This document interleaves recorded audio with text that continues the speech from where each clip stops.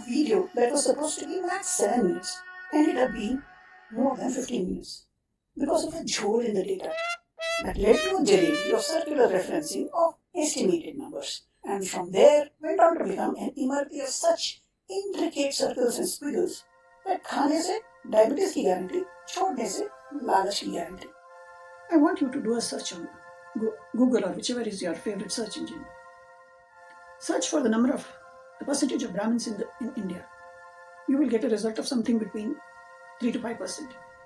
If you do a search of the percentage of upper caste in senior civil services and judiciary, you will get a whopping 50 to 65%. You will immediately draw the conclusion: upper caste hegemony, disproportionate power, disproportionate representation, because that is the loudest narrative going around. But is that the truth? That is the question. Let me give you some numbers. 55% of Brahmins are in the BPL category today. These are unofficial numbers. We will know more when the caste census happens. In Bihar, officially, 25% of Brahmins have a monthly income of 650 rupees. That is 1/4 of what you spent when you went and watched Dhurandhar, isn't it? Theatre tickets, popcorn. You spent much more than that. But that is a Brahmin's monthly budget. Shocking? But you are not told these numbers because they don't serve any purpose.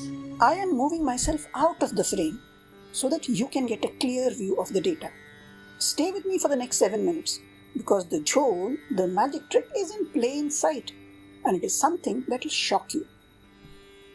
See the middle column in this table? Incidence of poverty? Meaning how much percent of a segment is poor. ST it says is 50%. General category just 15%. बहुत नाइंसाफी है, right? Okay, can't really argue, can I? 50% is 3 times more than 15%. Basic maths. Okay, anyway, now look at the last column, intensity of poverty, which is the depth or severity of poverty. It basically tells you how poor are the poor. Now this column has similar numbers for all the categories between 43 and 46%. That means whatever the category, the poor are facing the same level of deprivation. Gareebi Jaati nahin dekhti. The 50% and 15% really hit me.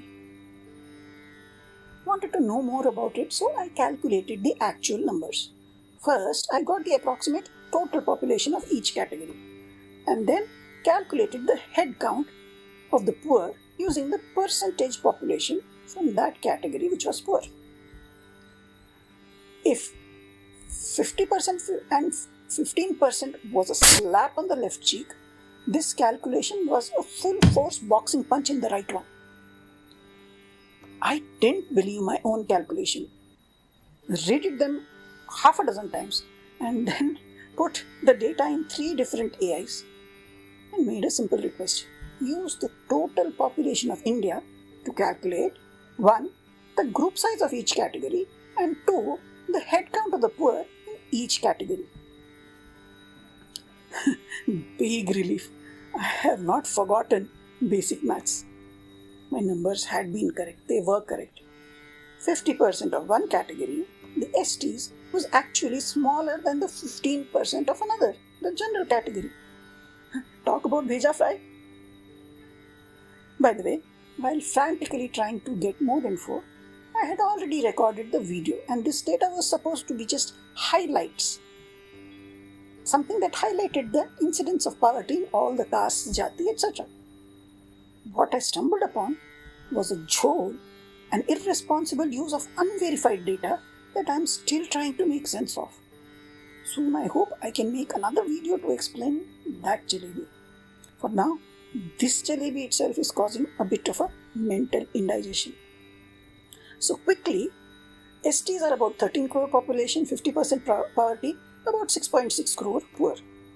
SCs are about 27 crore population, 33% poverty, about 9.17 crore poor.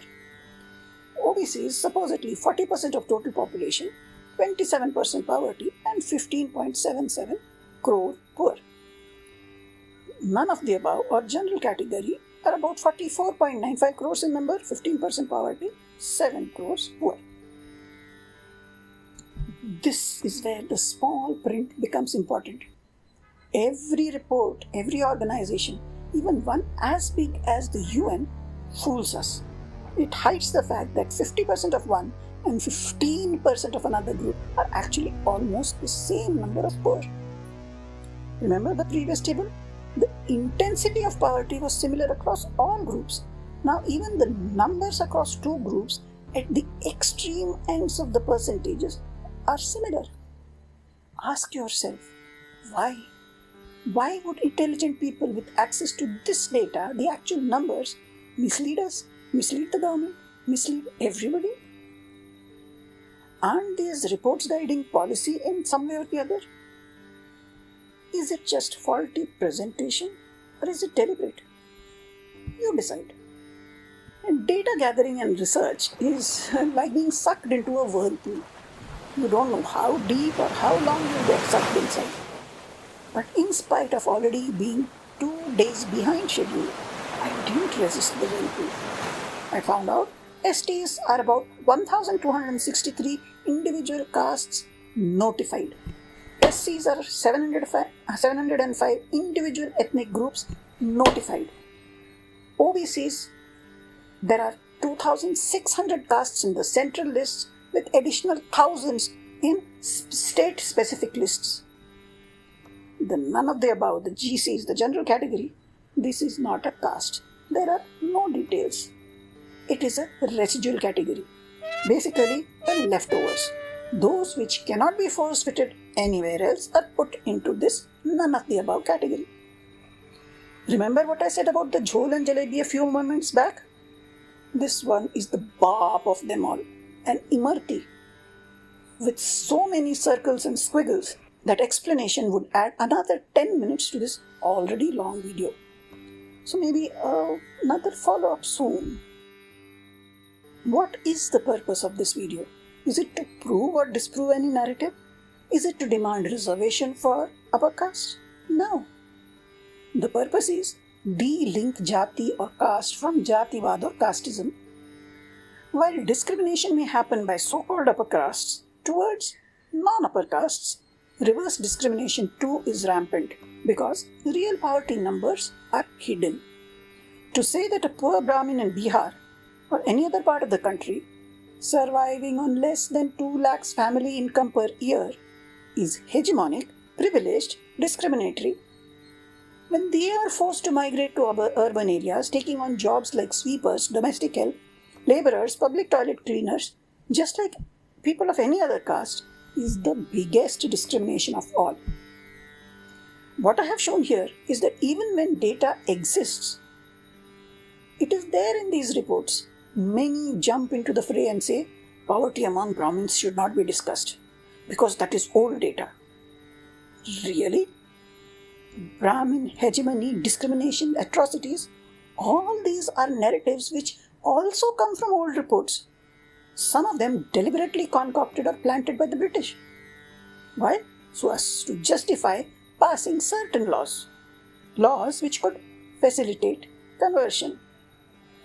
Do you remember anything in recent times in the news about this? Every report at the end gives a disclaimer. Income data in India is complex due to the large unorganized sector and non-reporting of income, with some reports noting significant data divergences between studies. Wow, it is the perfect get-out-of-jail card to ensure that they cannot be caught for non-reporting of a substantial portion of the non-SC/ST OBC population poverty, or for being exposed about the way they present their data. Ultimately, when the number of such ignored poor becomes large enough, social tensions will explode, and the cohesion that is slowly developing will shatter. Who benefits from it? You know that as well as I do. They have released a report where the categories are so poorly defined that a solo researcher in Bangalore could break the logic in 12 minutes. They expect countries to create policies for poverty alleviation on data that essentially says, we don't know who these people are, but trust me, bro, trust our percentages. When we base national policy on delulu data sets that ignore reality for the sake of a narrative, we don't just fail a community, we hollow out the merit of the entire nation. We need the truth. We need dhurandhars. We need us to be dhurandhars who face the reality, demand the reality. And that reality has to come from the caste census, the Jati Janganna. I remember an old ghazal by Jagjit Singh which had a line that went something like this: Sach ghate ya badhe, to sach na rahe. Adding to or subtracting from the truth makes it no longer the truth. There are more diabolic truths hidden within these reports. I have seen them. But speaking about those in public, I don't think I am that level of a dhurandhar yet. My message to the powers that be is, you don't want to include these people in your schemes? Fine. Give us the data. Give us the data so that we have the correct picture of what our community needs. And we can begin our own Atmanirbhar efforts to help our poor. This is the area I'll be covering in the 5th and last video of this series. People tell me I am mad, jumping in where most refuse to even dip their toes. But when the data itself is full of holes and real families are falling through those holes, how can we keep our heads in the sand, and for how long? In the name of social justice, these numbers, this 55% poverty in Brahmins is hidden. The data which is exposed shows the poverty in the so-called depressed classes, not castes. It shows the poverty, the landlessness, the lack of education in certain communities. It doesn't show that this lack is not limited to those communities. It is universal. There are poor in every community. There are people who have no access to education in every community. Some communities get assistance from the government. Some are completely excluded from such an assistance. In the face of this discrimination, if somebody decides that they want to help people of their own community, gather resources, and set up infrastructure, what is wrong? Tell me in your comments. What is wrong if a community decides to help its own people? Help its own people not by giving them freebies, but by giving them education. It has been my long-held belief that banning Jati would be disastrous for Bharat. And that is going to be the topic of our next conversation. For now, I am Vinay Pai signing out.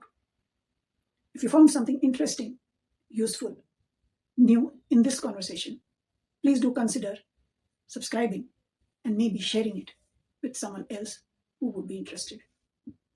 Namaskar.